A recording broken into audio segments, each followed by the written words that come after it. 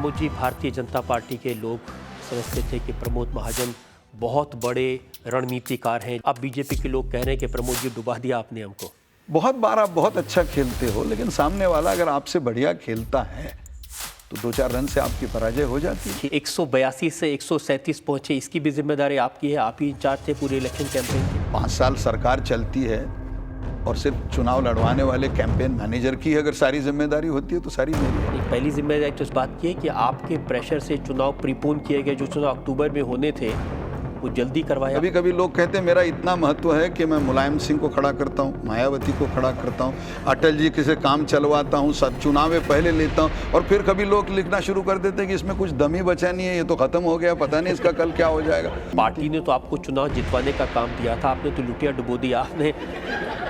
आपने India shining का नारा दिया, फील गुड का नारा दिया, जो फेल हो गया। अब देखिए, न इंडिया शाइनिंग मेरा था न फील गुड मेरा था। जब चुनाव हार गए तो लोग बोलने वाले दोनों शब्द प्रमोद महाजन ने पैदा किए, तो जब थे मेरे थे ही नहीं शब्द। अच्छा, आपने एक के बाद एक फिल्म स्टार और टीवी स्टार्स को पार्टी मिलाए, 7 से लेकर बहुत तक सबको आप बीजेपी में ले। मेरा सक्सेस रेट देखिए, 4 लोगों को हमने लाया, उसमें 3 जीत गए। इस हिसाब से तो किसी को ये सलाह देनी चाहिए कि और लाते तो शायद जीत जाते।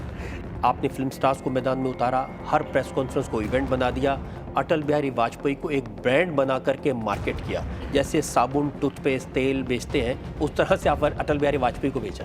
हमने ये सारे नुस्खे राजस्थान में उपयोग में लाए। हम 120 सीटें मिली तो लोगों ने अग्रलेख लिखना, संपादकीय लिखना शुरू किया कि अब प्रमोद महाजन को अमेरिका भेज के बुश और कैरी को गाइड करना चाहिए।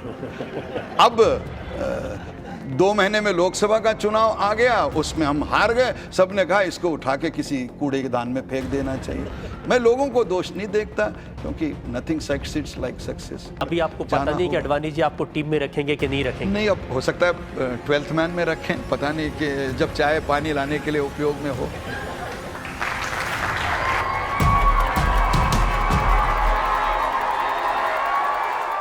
सोलह राज्यों में आपकी पार्टी ने आपके अध्यक्ष रहते हुए विधानसभा के चुनाव लड़े और उनमें से सिर्फ 5 में आपकी सरकारें बनी।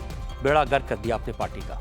गोवा हो, गुजरात हो, राजस्थान, छत्तीसगढ़, मध्य प्रदेश, उड़ीसा, अभी अरुणाचल प्रदेश, सभी इलाके में आगे बढ़े और केंद्र में लुटिया डूब गई।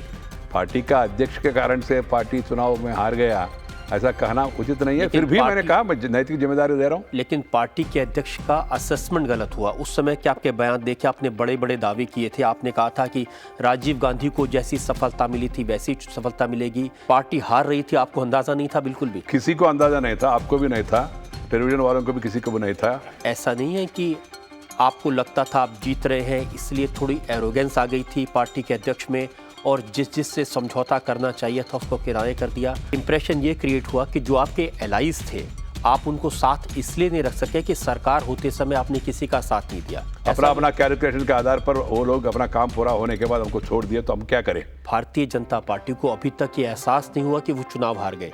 अभी तक ये रियलाइजेशन नहीं हुआ कि सरकार में नहीं है। मैं एक विषय स्वीकार करता हूँ आपसे, मैं व्यक्तिगत रूप में, मुझे अभी भी समझ में नहीं आ रहे हम क्यों हार गए। कारण क्या है? क्या इस देश में अच्छा काम करना, जनता का भला करना और वोटिंग, इन दोनों का कोई संबंध है क्या? देखना पड़ेगा।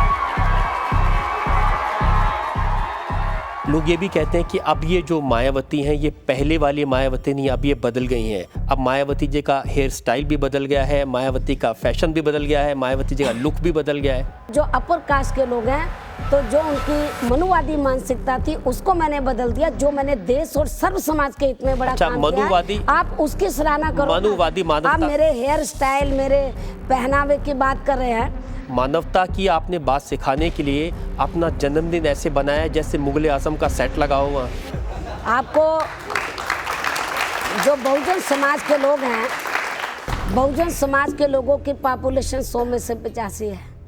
बहुजन समाज के लोग ये देखते हैं कि जब दूसरी पार्टी के लोग अपने नेताओं को आदर सम्मान देते हैं तो बहुजन समाज के लोग सोचते हैं कि हम किसी से पीछे नहीं है, हम अपने नेता को आदर सम्मान देंगे। और वो किस तरीके से मनाते, मैं उनकी भावनाओं को कोई ठेस नहीं पहुंचाना ये वो लोग बनाते हैं या आप ऑर्गेनाइज करती हैं? 51 किलो का केक, 10,000 लड्डू। जन्मदिन किस राष्ट्रीय नेता का नहीं मनाया जाता?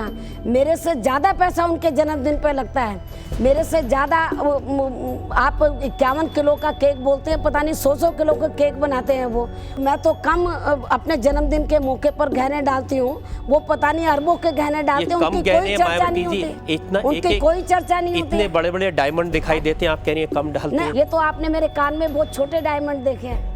वो तो चाहता कि हमारी नेता बड़े बड़े डायमंड पहने, तो मैं बोलती हूँ नहीं, मैं चक्कर में नहीं पड़ती। बड़े बड़े डायमंड के लिए तो जो बड़ी बड़ी पार्टियां उनको मुबारक है। बड़ी पार्टियों वाले तो डायमंड छुपा के रखते हैं। जो छिपा कर रखते हैं, मैं समझती हूँ कि वो महाचोर लोग हैं।